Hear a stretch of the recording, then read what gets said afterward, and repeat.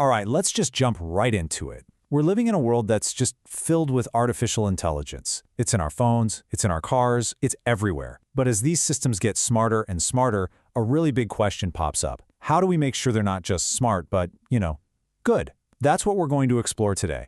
The blueprint for building a moral compass for AI. I mean, really think about that for a second. Every single piece of data, every interaction we have online, it's all a lesson. The AI is learning from us constantly. So the really crucial thing here is we have to be so intentional about what we're teaching it, right? Because those lessons, well, they're going to shape the world that all of us live in. And this quote right here, it just hits the nail on the head. It's not enough for an AI to just do a job, to complete a task. It has to work in a way that actually benefits us, humanity. This idea is really the launchpad for this massive global effort to figure out what beneficial even means in the first place. So, you might be asking, how in the world do you even begin to tackle a task that huge? Well, the good news is we're not starting from scratch. There's actually a blueprint taking shape, a real vision for designing AI that truly has our best interest at heart.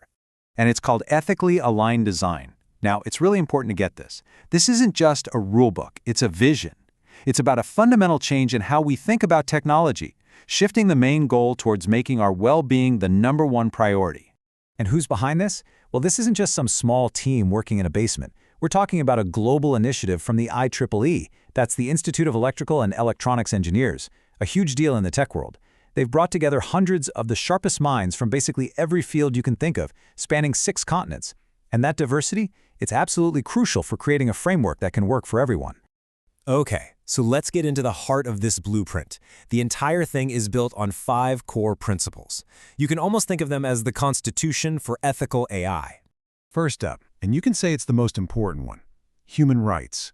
This is the bedrock, the absolute non-negotiable. And the principle itself is crystal clear. Any AI system, whatever it does, has to respect and uphold human rights. Full stop. That means our dignity, our privacy, our cultural diversity, all of it has to be baked into the design right from the very beginning. The second principle is well-being. Now this is a pretty radical change from how we've typically looked at whether a piece of technology is successful or not. So instead of only asking, hey, does this thing work or is it making money, we have to start asking different questions. Questions like, does this make our lives genuinely better? Does it help people flourish? We're actually going to circle back to this idea in a bit because, believe me, it is a total game changer. All right, next up is a really big one, accountability.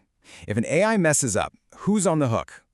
This principle is all about demanding clarity. We have to be able to trace a system's decision back to a source, whether it's the person who designed it, the company that operates it, or the owner. It has to be perfectly clear who is ultimately accountable when an autonomous system does something wrong. No more pointing fingers at a mysterious black box. And, of course, you can't really have accountability if you have no idea how a system is making its decisions, right? And that leads us straight to our fourth principle, transparency. The whole idea here is pretty simple. We need to be able to look under the hood. Kind of like a flight data recorder on an airplane. If a self-driving car gets into an accident, investigators need a way to find out exactly what the system was thinking. That kind of transparency is absolutely essential if we're ever going to trust these systems. And that brings us to our fifth and final core principle, awareness of misuse. This one is all about innovating responsibly.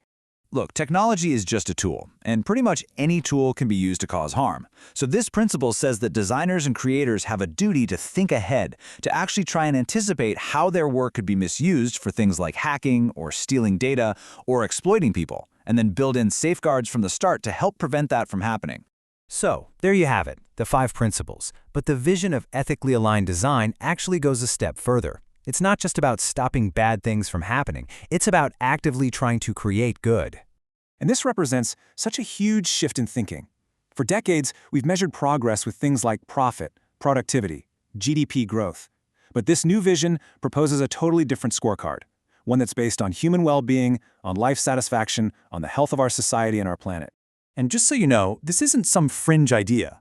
As you can see from this quote from the very influential Stiglitz report, this call to redefine what we even mean by progress has been growing for more than a decade. AI just gives us this perfect chance to finally make that change happen. So where does this all leave us? And what does it mean for you and me? Well, it's really important to remember that this whole thing isn't a finished product. It's really just the beginning of a conversation. This ethically aligned design document, it's meant to be a living, breathing thing. It's being crowdsourced, with input from experts and the public from all over the globe. It's basically an open invitation for every single one of us to join the discussion about the kind of future we want to build with this incredible technology. And that really leaves us with this one final massive question. In many ways, AI is like a mirror. It reflects the data we show it, including all of our flaws and biases. So the challenge ahead for all of us is to figure out how we can build systems that don't just learn from our messy reality, but from our highest ideals, systems that reflect the very best of who we can be.